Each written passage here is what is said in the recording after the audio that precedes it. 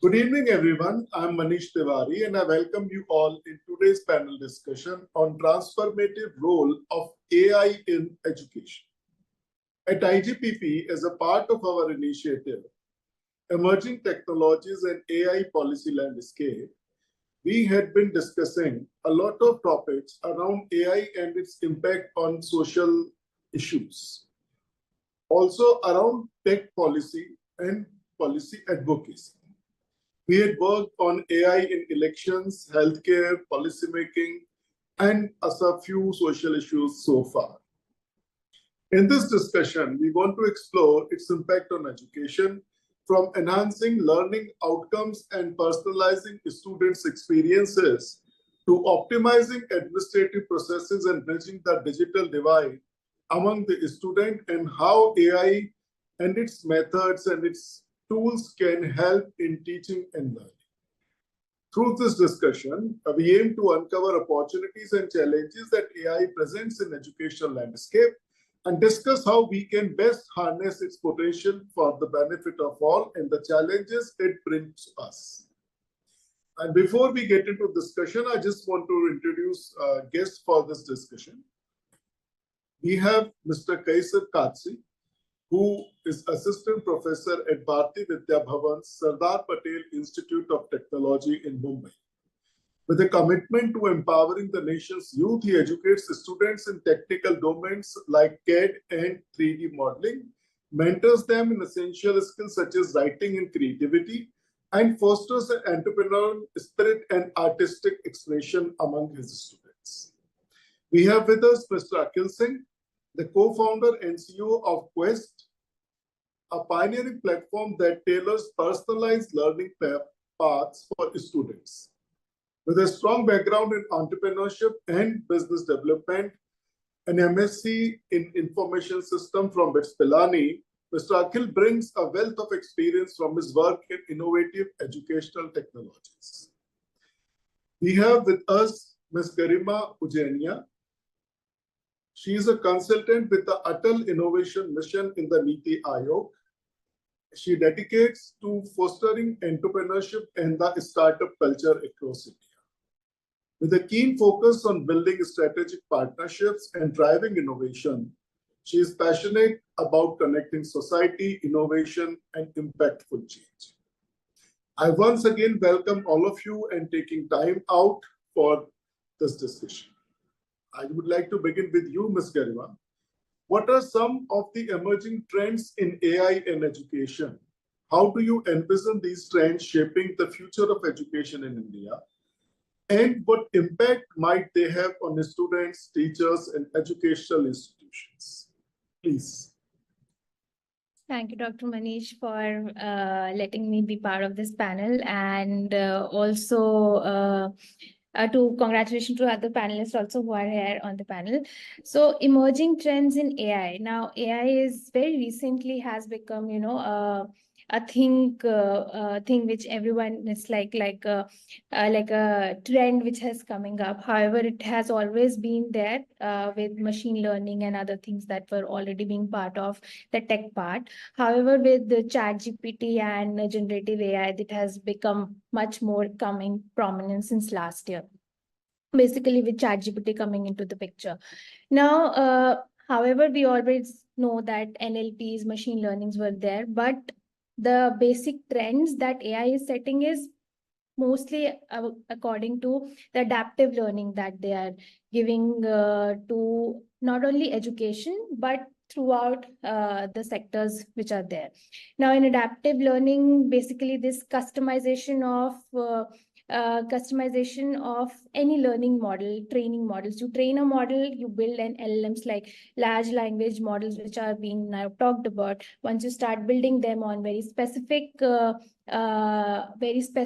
data sets, like for example, for education, if you're building a data trend for STEM education, once you start training it, it becomes more predictive and more customized and is more helpful for not only teachers but students to get feedbacks on and off while they are learning on the go. So as you know, the trends are being building, the models are getting trained, and hence the predictive analysis becomes much and much more strengthened, and hence the adaptive learning keeps on kicking in. Now, this adaptive learning are in forms of like chat GPTs, then which is actually a chatbot. So chatbots are there. Then a lot of a much at a lower level, which was already being done with a lot of platforms which were already there, like an academy, Byju's, or Toppers, that were actually doing. They were modeling. They were not modeling, but were seeing some trends in students which were already being learning with them, and then finding patterns, giving them feedbacks.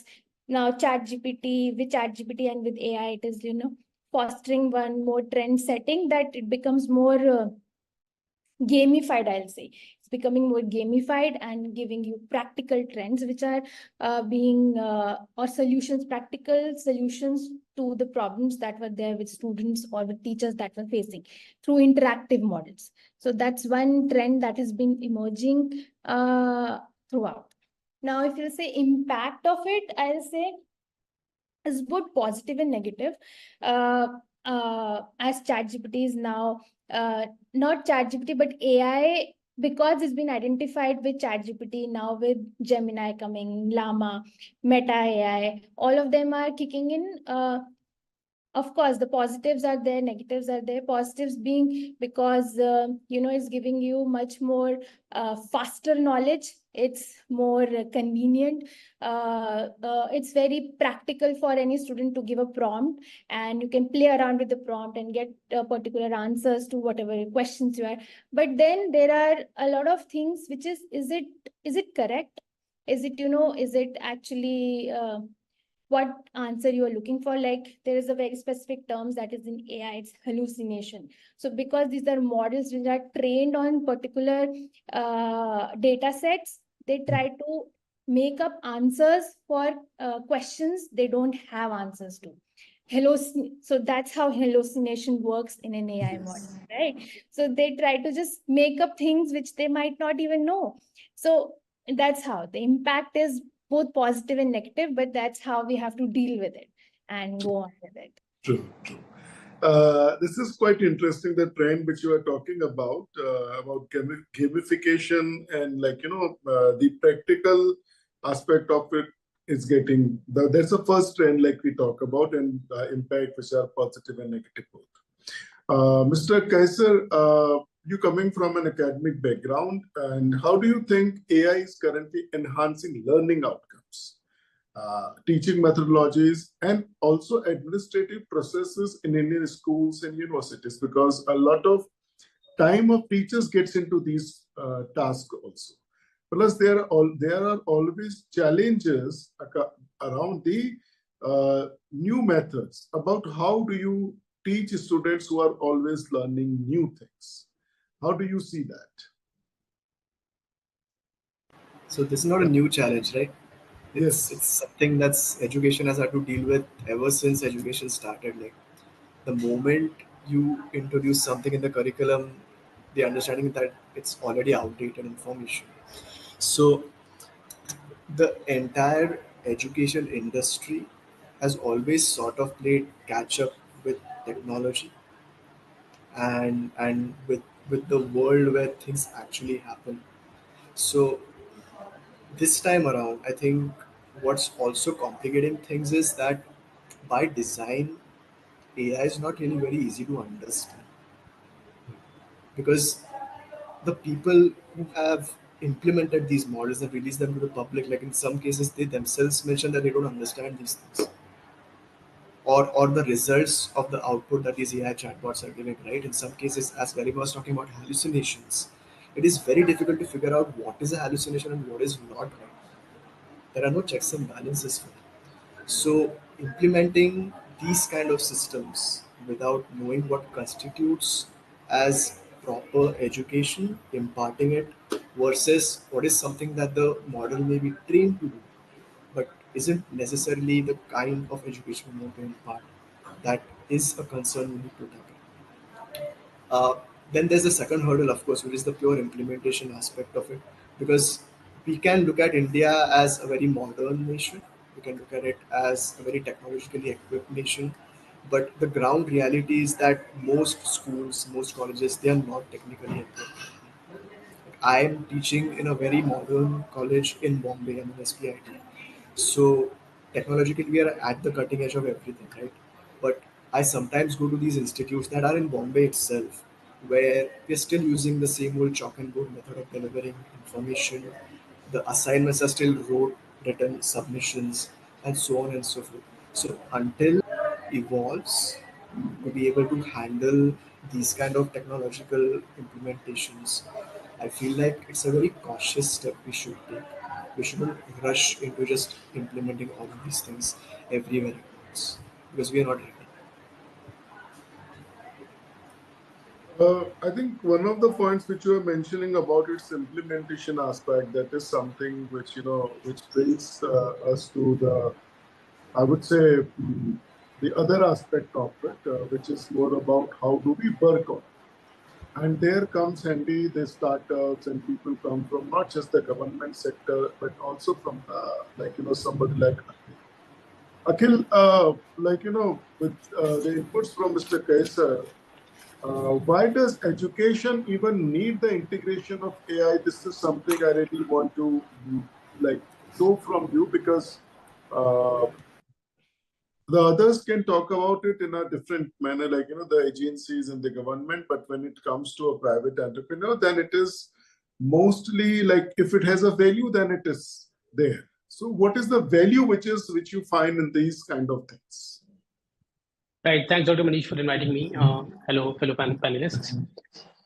I'm extremely bullish that AI is going to change many, many things in education. So I will be an optimist, and I would talk from that point of view. And I would like to divide the impact of AI and where it's really needed into three different sections. The first section is the reduction of time, automating of things. And this would be the lowest hanging fruit, and this would get adoption in the beginning. The second is going to be enhancing and enriching the experience of a classroom, which probably would be the second adoption layer. And third is going to be, which I believe is extremely transformational, is going to be a personalized AI tutor.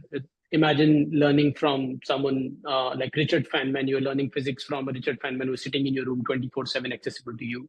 I think AI is going to give that kind of accessibility to every learner in the world.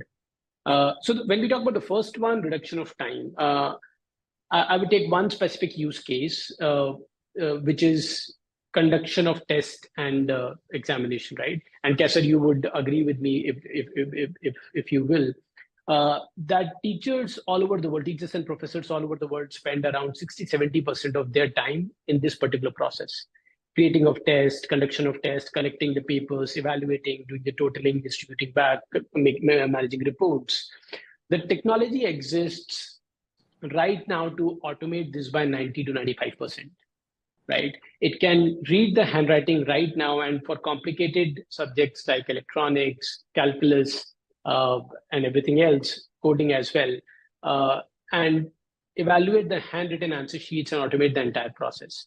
The reason I say 90-95% is because at this point in time, a quick overview on what the AI has done should be good enough to bring it to production or to bring it in real life usage.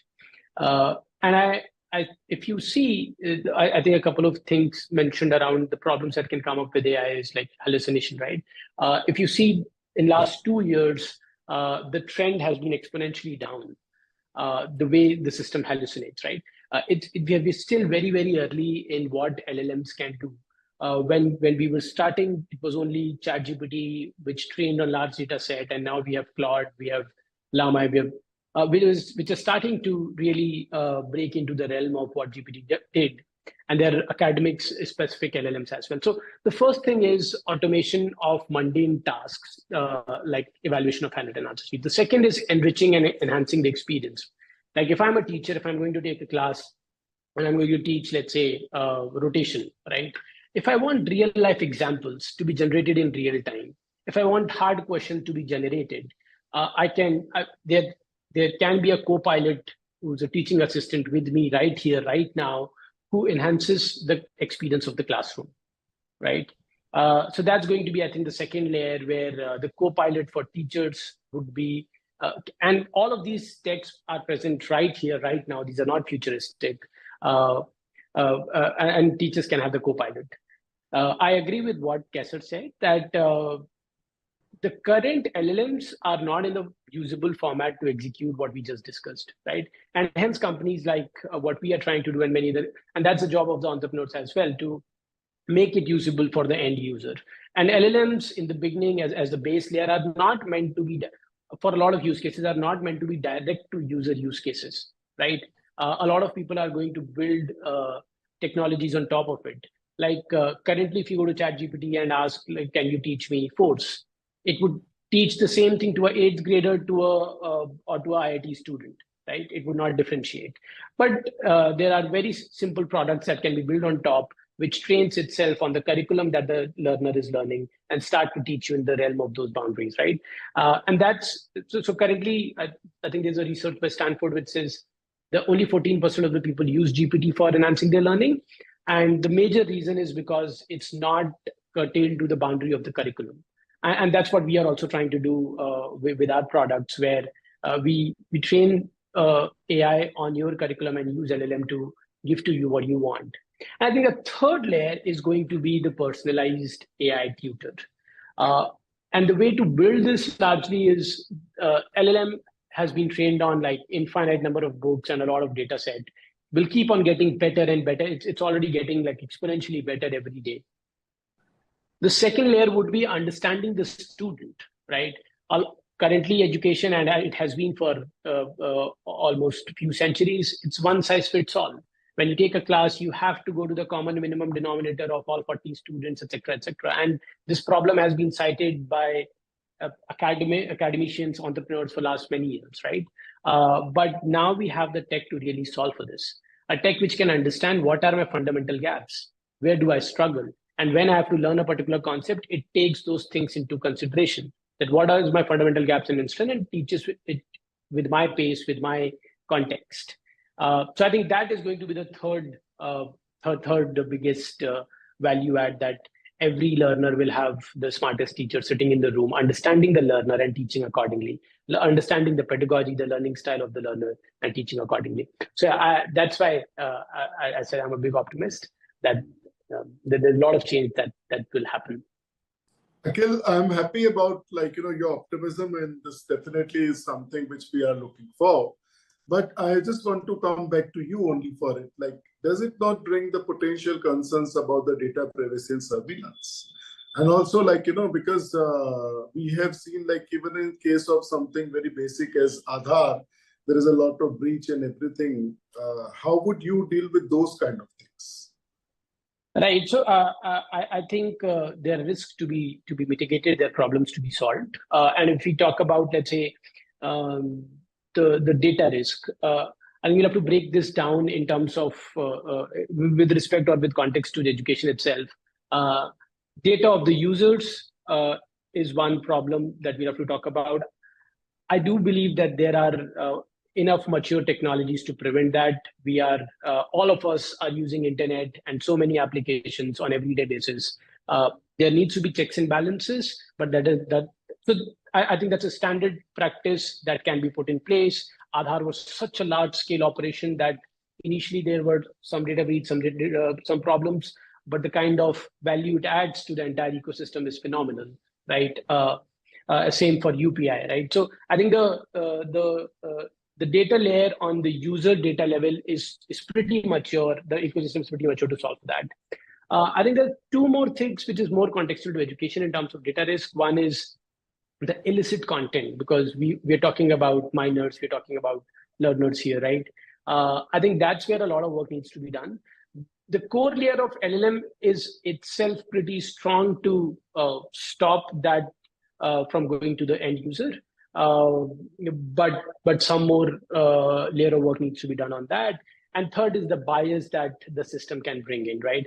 Which largely doesn't hold true for STEM and fact-based subjects, but is very, very prominent for opinion-based subjects. So I think we need to look at both of these STEM and non-STEM, and even like coding and 3D and all the facts related, like binary output related subjects in a different way, and opinion based subjects contextually for different regions in a different way. And the work again needs to be done for this. But for the fact based, it's ready right now to be produced and add value to the users.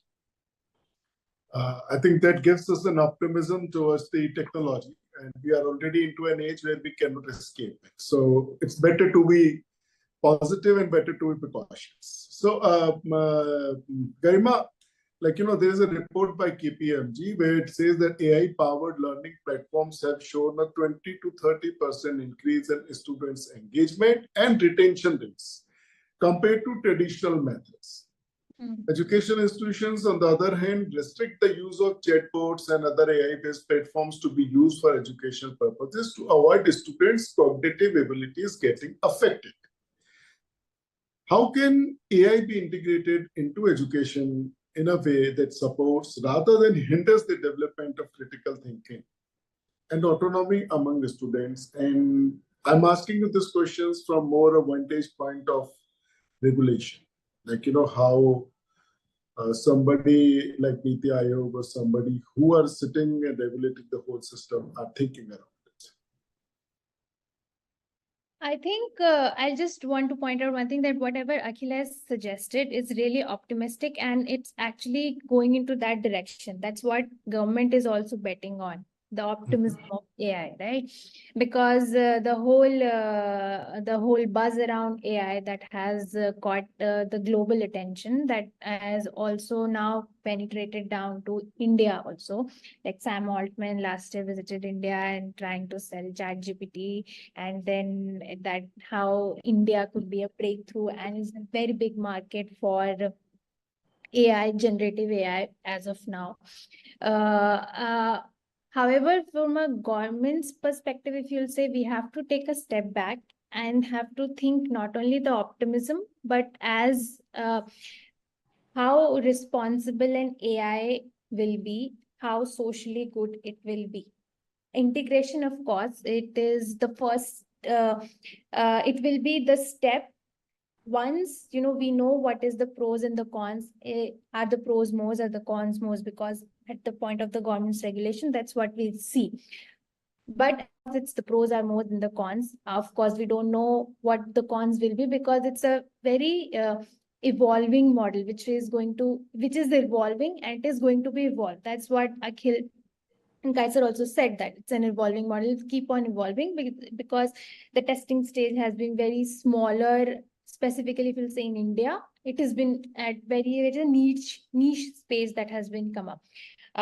Like we have seen, if you'll say, a drastic change that has happened in Indian education ecosystem, from education to become edtech. That is very recent for us, because it started only in pandemic. Before that, we were not very much familiar with learning virtually. Like this conversation we are having, this would have not been before in 2019, if you would have seen, before pandemic. We used to hold every meeting, especially in government, that has to be in the office, right? That is how we have been wired. But now even the bigger meetings, when the PM is addressing to the nation through the virtual VCs, and that's how he's interacting. So that transition we have seen, from learning to e-learning, and now integrating with AI. That is where the shift has to be taken, and it has to be shift which has to be very modular. Now, I will say government has been not, if you'll say, not very, it is very neutral right now, because if you'll say a lot of, if you'll see a lot of initiatives has been pumping in to the, not just startup ecosystem, but in AI ecosystem, like India AI is the new thing that has been coming up. Then, of course, the cabinet has been mandated for committing some amount of money to India AI and AI as future. And they are setting up regulations and talking with the bigger giants and the big techs of how responsible AI could be. So the integration in education system at at a center level, direct integration will take time, but of course, with the startups like Akhil is leading, Questt, 𝐋𝐞𝐚𝐫𝐧𝐢𝐧𝐠, etc., they're already working. The government's work is not to directly integrate it, but through the entrepreneurs, through the startups. That's how we are enabling them.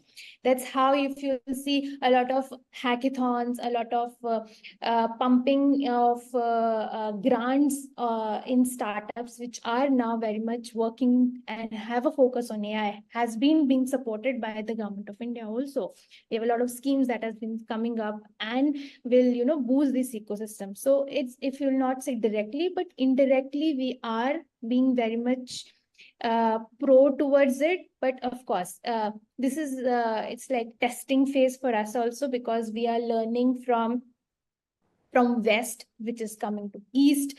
And of course, it's always a different flavor when it comes to India or Asia, how, or specifically India, how, how the customer, the consumer reacts to a product.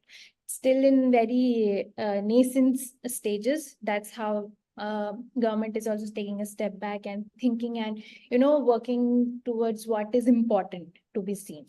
So integration is there, it will come up. I just want to give you an example of integration here with the mission I'm working, Atal Innovation Mission. We have 10,000 tinkering labs, Atal tinkering labs across the country. We are specific, before even the buzz of AI, we had given a curriculum of AI into the ATL labs. It has been integrated. Students are studying about AI, about the basics of AI, how to build this. We are running a hackathon on AI. It's been about this year is the second year that we have been a successful run of a hackathon in AI through Atal Innovation Mission. So we are doing, and that's what the government's pushes. That is what I would That's interesting to know about the scale on which the government is trying to do. And that brings me to my next question to Kaisar. You come from a very interesting, I would say, background where you yourself are coming from the tech side, but you are also integrating the creativity and other aspects into this challenge of integration, particularly with the educators. So educators in particular are still facing these challenges in adapting the integration of the technology into the whole process. And it is quite necessary to equip them with the right guidelines to navigate this smoothly. According to you, how can institutions support educators in adapting the new AI tools and technologies? And I want you to speak from your experiences from your institutions. I think it's going to be a fairly long answer this time. I might be settling out a bunch of different things. I guess first we need to figure out whether we are adapting AI to education, or are we adapting our education to AI?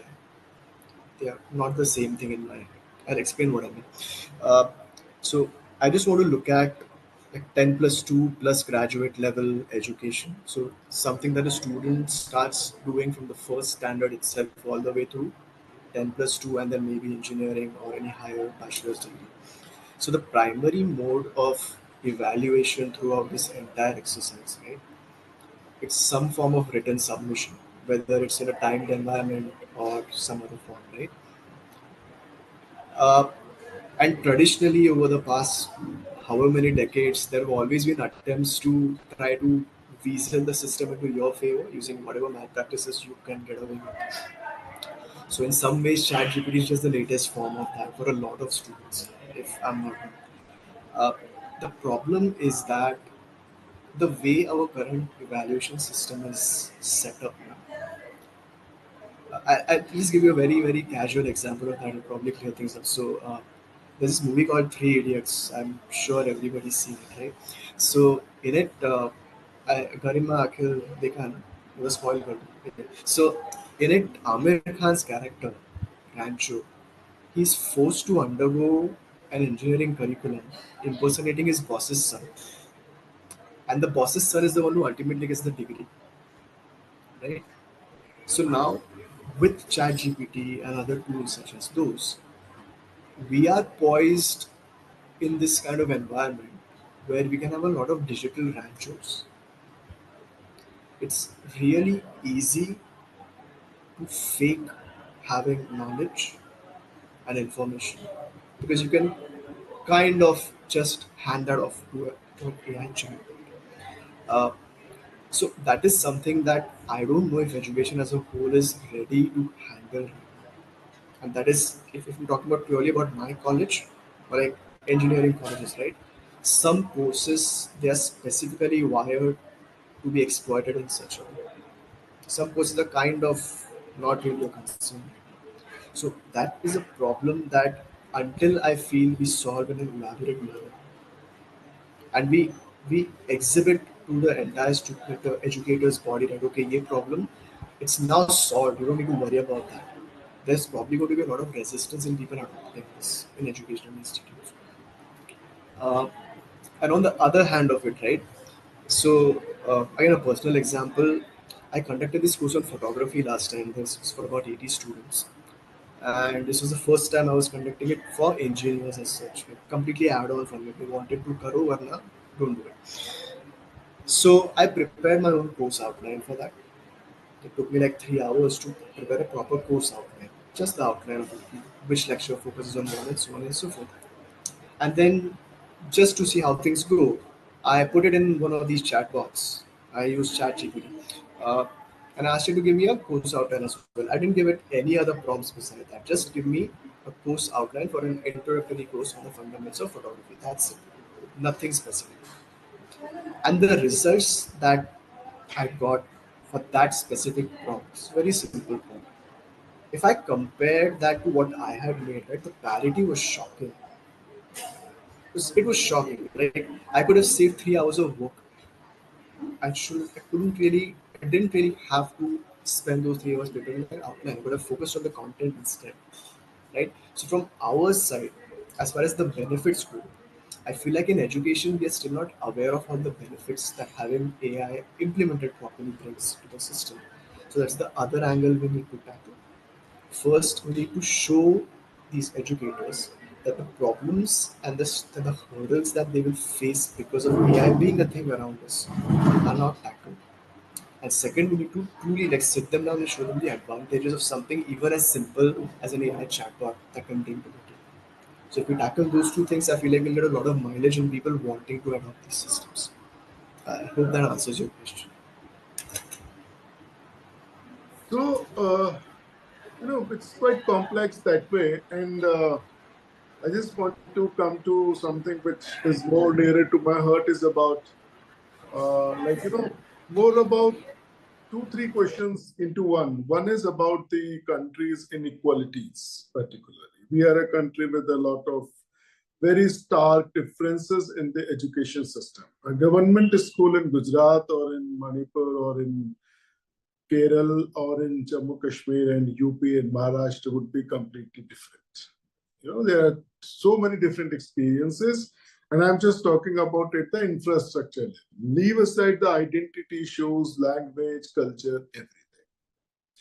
So I think to you, Akhil, particularly, I just want to know like how technology is ready to take these issues, particularly about identity, and I'm like, about say, uh, a very simple thing is what language I should learn into and whether I should be, it should be more generalized, universal, or it should remain specific.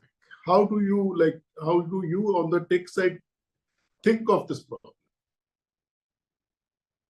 Well, that's a fantastic question, Dr. Manish. And I think before I answer that, I would just want to add on to what Kaisar said. I will just take a minute to do that. I think a fantastic point that it's going to be a combination of both the things that people understand, and it's going to be education in AI or AI in education. What's the change look like? What is the paradigm shift? So I would just add on to the example that you took that uh, the current GPT is very much capable of giving people kind of a hack to just complete the current assessments. But if you go deeper into it, uh, let's say we are talking about an 8th standard, 9th standard, whatever it is, even the courses that you teach, over a period of 12 months, there are thousands of learning outcomes that one has to master. to completely understand that course, right? And when a teacher is teaching those learning outcomes, it's impossible for a teacher to comprehend who has mastered what, right? And that's why the benchmarking system was created as exams. There are every 3 months, people have to write the examination where all these learning outcomes will be tested. And the outcome of that process was you got 80 marks or you got B grade. Right? It's a grading system. So thousands of learning outcomes, but the only outcome that I get is B grade or 80 marks. I don't really get to understand what I've learned, what I failed to learn. And hence, when this is a benchmarking system, everyone starts to optimize for marks and not really learning, right? And people themselves get an understanding how to hack examination. I'll talk about my engineering college. People knew how to hack, right? Not learn, just do the previous year 5 questions, understand what variable to put, what constants to put, and you'll be able to solve. And next day, you don't know anything about that subject, but you scored a good 90 marks because you could hack it. So I think when this evaluation itself can become on each learning outcome level in an automated way, it would transform the way we evaluate itself. And AI is capable of doing that. So yes, when the deep integration of our current system with AI will happen, it's going to take time, but more fruitful results can come and more fundamental changes can happen. So that's how I look at the entire thing, that probably a more fundamental shift will happen.